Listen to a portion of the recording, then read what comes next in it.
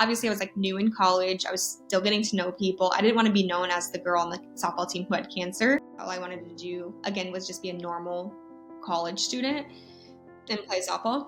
I remember telling one of my high school counselors, he's like, what do you want to do with your life? And I was like, I don't know, I just want to play softball and I'll figure it out.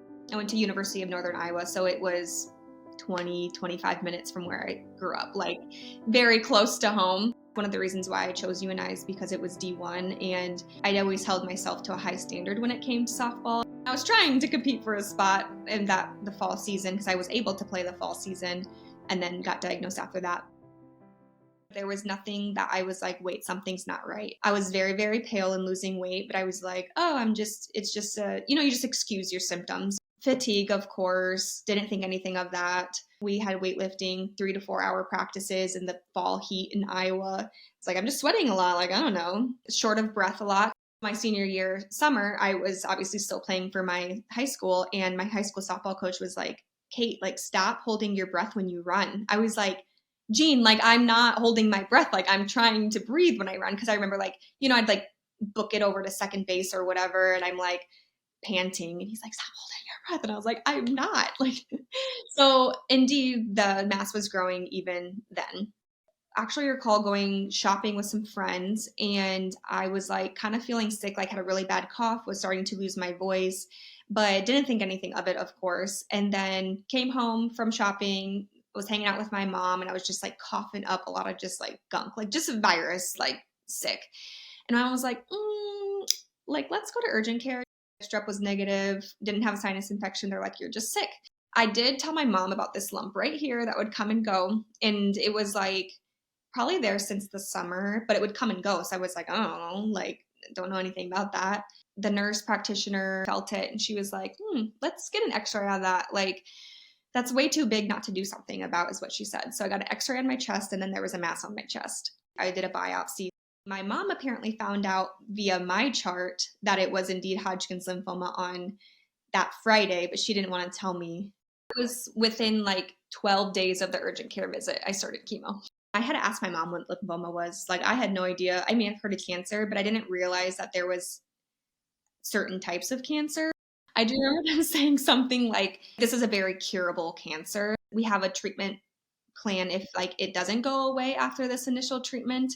That's when we get into like the stem cell transplant, but they didn't think I had to go there. It was 12 cycles, so it was one treatment every 2 weeks, basically 6 months of chemo. Then they do a scan after 5 treatments, and they were like, everything looks good. You can be done after 8 treatments. And I was like, okay, obviously I trust them, and was going to go with what they said, of course. I feel like I'm not done. Like, it was just weird. Like, I remember feeling like this was almost too easy. I didn't get super sick. There was one that I did get like a little nauseous afterwards, but for the most part, it was just fatigue, a little bit of nausea, mainly probably from anxiety. I just expected to be a lot worse. I was done after 8 treatments, and my last treatment was actually Valentine's Day of 2014. They were like, we'll do a scan sometime in April. I still tried to stay like with the team and do stuff as I could. So I went to the weightlifting one morning. This was like early April. I was feeling under my arm because it was sore, and I found a lump under my arm. And so then I went back to the locker room, called my mom, obviously crying. And then that time when they did a needle biopsy, sure enough, it was Hodgkin's again. I had started more chemo. I think I did 3 rounds of this therapy called ICE. I was in the hospital for 3 days and 2 nights to do this chemo, and then I had a 3-week break. My mom was like, we're going to Mayo to get a second opinion, like just to make sure you're ready for a stem cell transplant, And so, because like when it relapses, then the plan of action would be stem cell transplant. And he had the hematologist there look through my chart and everything. And he was like, yeah, I mean, I would say that you're good to go for stem cell transplant. So I did all that. Like, thankfully it was my own stem cells. I didn't have to have anybody else's stem cells. And so, there's a less chance of rejection that way. I was able to do my stem cell transplant in October of 2014. And that was pretty brutal. That was probably the worst part of it. That was 2 hours in the morning, 2 hours a night of chemo. They bottomed my immune system out. The side effects from that was by far the worst, for sure. I remember just sleeping for days and like irregular like GI symptoms, both ends, like just very miserable. And then thankfully that was like the worst part of it. That was just a few days. And then they gave me my stem cells back. And then after that, it's just kind of recovery, making sure my blood counts are going back up, that sort of thing. So I was able to get in and out of there in 19 days. And they said at least minimum 3 weeks. I just want to be a normal 18-year-old and play softball and make friends and just get on with my life. But I knew that, God was working in me and on me. And now I can do things like this and encourage other people too.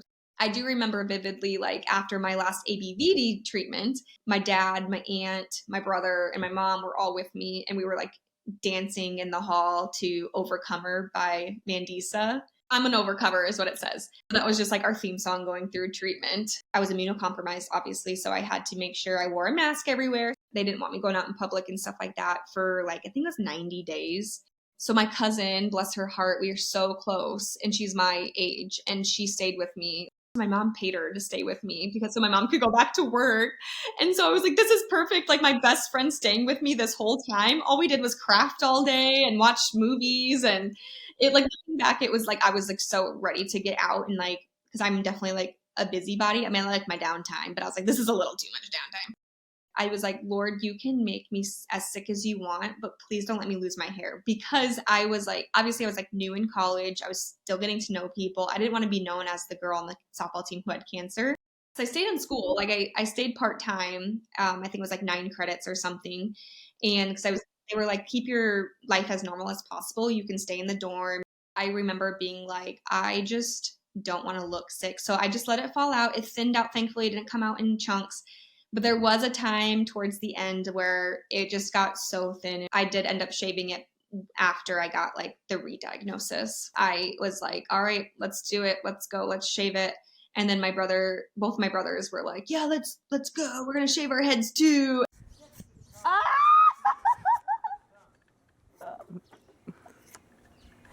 So then I was like, okay, I'm going to get a wig so I can feel confident and stuff walking around. And I feel like if that were to happen to me now in my life, I'd be like, whatever. But as an 18-year-old, you have a lot of vanity in your hair. I would say the hardest thing for me was letting go of my identity of like being a softball player and like being in college basically. And because I just, you just have so much, you're so excited to just be on your own finally and just figure out adulthood and stuff. And so the hardest thing for me was to like let go of that and just know that's not my time yet to like move on, from my old self. I did come back to play my junior year, but after my junior year, I kind of was like, do I want to come back? Do I want to play? Because I kind of got a taste of life without softball. Like oh, maybe this isn't too bad. I kind of debated on going back or not. And so I was like, I would regret it if I didn't try. So we'll just see how this season goes. And let me tell you, it was a long season. I'm slow.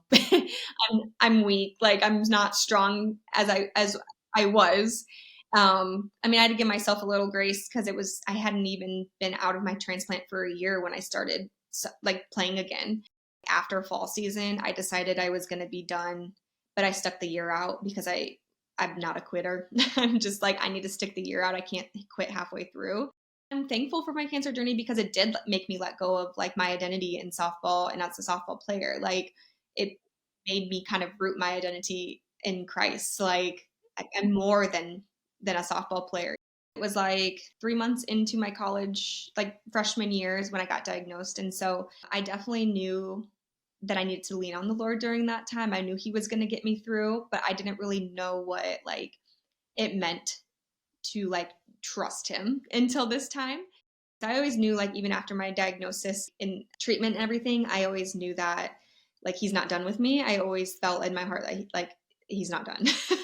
And so I don't like that looks a lot of different ways for me, but just trusting him with like every moment of every day has been definitely a process. And it's one of those things you just have to let go, literally let go and let God. Especially at that time, I never really got mad or sad or upset. I was always just very positive. I'm very thankful for that because the Lord was definitely like preparing me for this to be positive through. But at this time is kind of when my like anxiety was diagnosed as well. Eventually, I did learn how to kind of manage my anxiety on my own. But then I wouldn't say, I mean, I would have my moments of like breaking down and crying too, but it was never really like I was sad. I wasn't ever mad about the situation. I remember like I was upset that like it happened at that point in my life. My mom, she would tell me, she'd just like pick out a few verses from the Bible and just repeat them to yourself when you feel this way. And so one of them was, the Lord did not give me a spirit of fear, but of power, love, and a sound mind. And I would just tell myself that like over and over and over again. um, like when I couldn't sleep or when I was, yeah, just like sad about the situation. So I think it helped to know, like, just to be positive that it was only a season and this was not going to last forever. I never really like felt like I was going to like die, thankfully, because they gave me a good prognosis, but that doesn't take away like the battle that it was. Now I just do once a year blood work. And then if anything's off with my blood work, then they would, you know, look at into things. But also based off my symptoms, I feel like at this point in my life, I know my body very well. And so if anything were to be off, I feel like I would kind of know right away. I definitely looked at life very differently. I think that farther I get out, I have a hard time reminding myself that like it could be so much worse. And I feel like maybe that's normal because it doesn't feel like at this point in my life, it was 12 years ago that I got diagnosed. So it feels like a lifetime ago, literally. And so when things feel hard, I always tell myself like, well, I could be going through that. And I'm thankful that it happened at that point in my life and not now when I'm a mom. So I'm very thankful that it was like that season. And just when things feel really important as an 18-year-old, like it's not that important. My cancer journey is why I wanted to become a nurse. I'm not practicing in medicine. I'm an aesthetic nurse, and so it's more aesthetics and just feeling good in your skin and like because that was a big thing like going through cancer. Like I just didn't feel good about anything my appearance wise. So I know how important it is to feel good about yourself so then you show up better. And it doesn't have to be about vanity either. It's like, oh, like you feel good about your skin, so you're going to show up more confidently, and like that can be a ripple effect. I always enjoyed working out, but it wasn't until probably the last few years that I have really been like, okay, what I put into my body matters too. And so I started my Naturally Kate page about a year and a half ago, and this is just telling my cancer story. And I want to get more into the advocating part of it, but also just taking control of your health too, and whether that be like from exercising, clean eating, the products that you put on your body. I also talk about like relating like fitness to being a Christian as well, because it's important. Like we're called as Christians to honor our temple. And that's one way that we can do it is by treating it well with the products that we put on our skin, how we eat, and how we exercise. I always knew like I wanted to be a mom. And so I'm like, then I can make these changes for my family as well.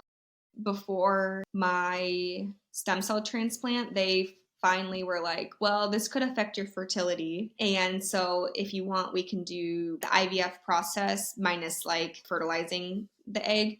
And so I had eggs frozen for a while. And that was kind of a hard pill to swallow too at 18 because I had no idea what I wanted to do with my life. I just always knew I wanted to be a mom. And so for that to maybe be taken away from me was very, very hard. They only got 3 eggs out of that because I already had chemo for 5 months prior to that. Thankfully, the Lord has blessed us with 2 beautiful girls. And so we did not have to go the IVF route. We got pregnant naturally on our own. Keep hope. Just don't give up on your dreams. Thanks for watching. If you were moved by this video, we invite you to continue by watching this video here on your screen. Also, please subscribe to the patient's story right here so you can stay up to date on our videos. Our goal is to help humanize cancer and help you feel less alone.